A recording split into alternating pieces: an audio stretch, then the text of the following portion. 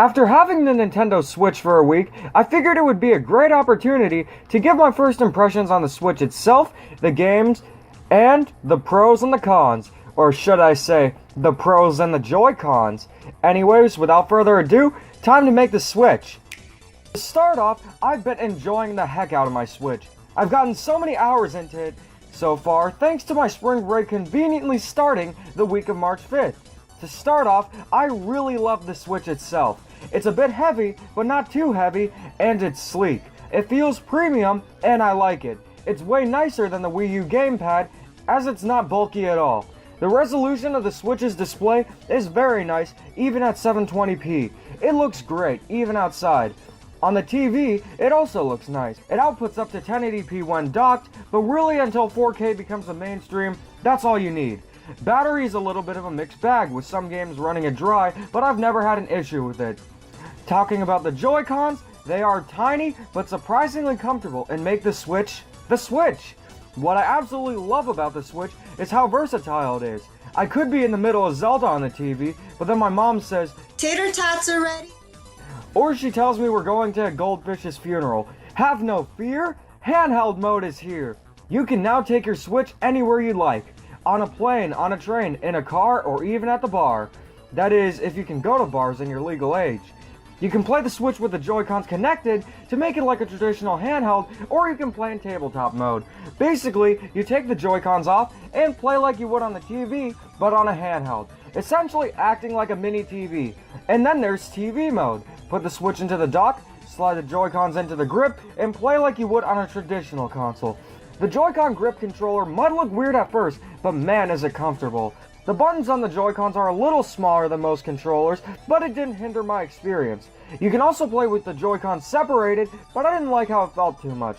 Maybe with arms it'll be fun, but with a game like Zelda, I prefer them gripped. And then you can use the Joy-Cons sideways like an NES controller. This is surprisingly comfortable, but I only see myself using this if I'm playing the Switch with someone else. Using the Joy-Cons with the grip is the way to go if you don't have a Pro controller. Going into the console itself, I found the UI to be modern and fast, but I wish there was an option for music. There we go. You can have a nice UI and clever control schemes, but they don't matter unless you have games to play. The Switch might not have many games as of now, but it has a very promising lineup for this year. But the future is the future, and I can't play Super Mario Odyssey right now. What I can play are the games that launch with the Switch. And to be honest, only one is really great. The game that fans have been wanting for years. The game that defines gaming in 2017. Give it up for the one and only Just Dance 2017! I'm just kidding, of course. It's Zelda Breath of the Wild. I've never been much into Zelda before, but man, I am loving Breath of the Wild. It's a phenomenal game that gives you a feel of adventure, and it's no surprise why it was hyped so much. It's not really a game I can describe in a few sentences, that's how great it is. But other titles range from okay to why even. Super Bomberman R is a fun game, but definitely not $50 fun. And the exact same thing could be said for 1-2 Switch. They should have packed that game in with the Switch, by the way. And who cares about Just Dance or Skylanders anymore? Some of the eShop games are good like Snipper Clips, but those are just eShop games. There's not much that will keep your interest besides Zelda for now. As much as I've enjoyed the Switch, here's where the problems really begin. The left Joy-Con has syncing issues, and it's happened to me a few times already. That's a pretty big flaw, especially during those crucial moments in games. Not only that, people are reporting dead pixels are starting to appear on their Switches. Even mine has a dead pixel.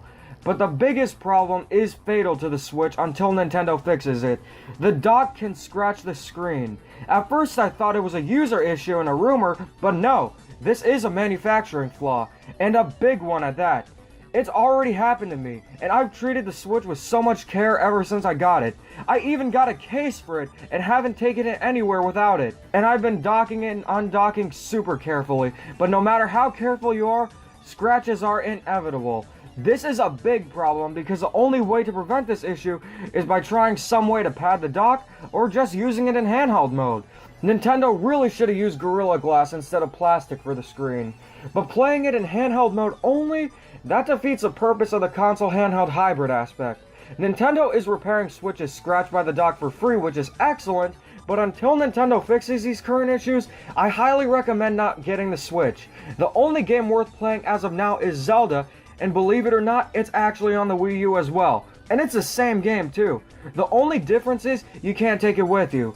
Mario Kart 8 Deluxe is another game that made me want to get the Switch early, but yet again, Mario Kart 8 was released for the Wii U years ago. And that comes out on the 28th of April. Unless there's a double cart mode or Birdo returns, I don't think it's worth getting the Switch as of now. Keywords, as of now. But if these problems are fixed, you should absolutely get the Switch, and it has a fantastic lineup of games for this year, such as Zelda, Mario Kart 8 Deluxe, ARMS, Splatoon 2, the potentially best Mario game ever, Super Mario Odyssey, and more to come.